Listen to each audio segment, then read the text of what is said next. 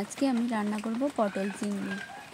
এখানে আমি চিংড়ি মাছগুলো হলুদ এবং লবণ দিয়ে ভালো করে মেখে নেব। এদিকে আমার কড়াই গরম হয়ে গেছে, তাই তেল দিয়ে দেবো কড়াইতে।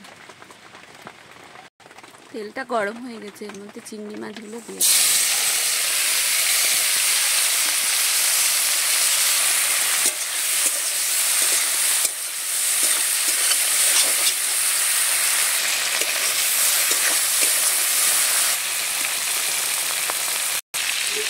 চিংড়ি মাছগুলো ভাজা হয়ে গেছে, এবারে এগুলো আমি নামিয়ে নেব।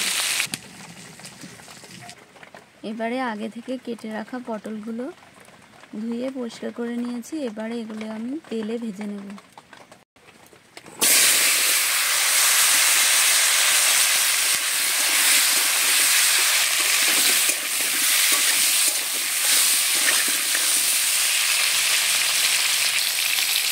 পটলের মধ্যে সামান্য লবণ দিয়ে দিই।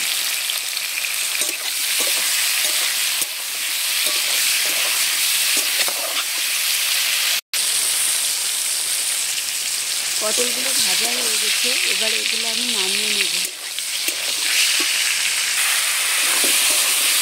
আলুগুলো এই তেলে ভেজে নেব।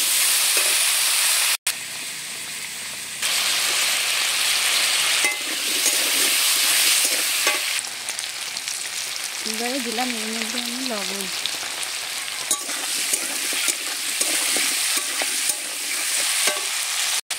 আলুগুলো ভাজা হয়ে গেছে, এবারে এগুলো আমি নামিয়ে নেব।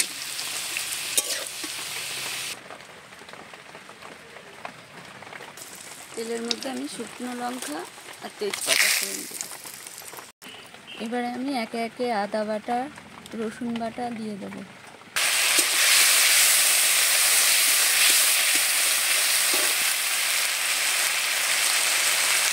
দেবো সামান্য লবণ, দেবো হলুদ গুঁড়ো,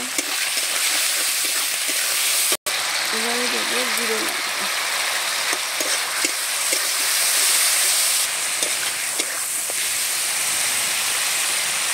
এবারে দিলাম আগে থেকে বেটে রাখা ধনে বাটা, জিরে বাটা। কষানো মশলার মধ্যে এবারে আমি আলু ভাজা আর পটল ভাজা দিয়ে দেবো।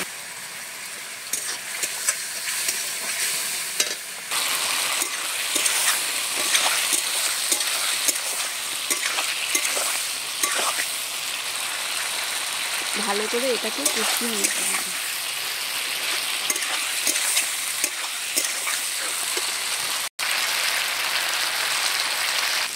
কষানো হয়ে গেছে, এবারে এর মধ্যে আমি জল দিয়ে দেব।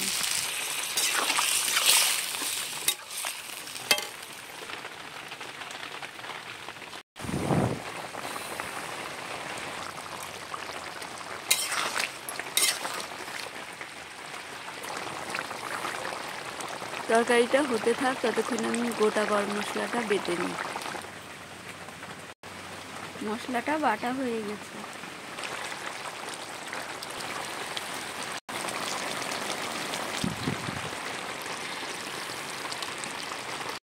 রান্না হয়ে গেছে আমার পটল চিংড়ি। এবারে এটা আমি নামিয়ে নেব।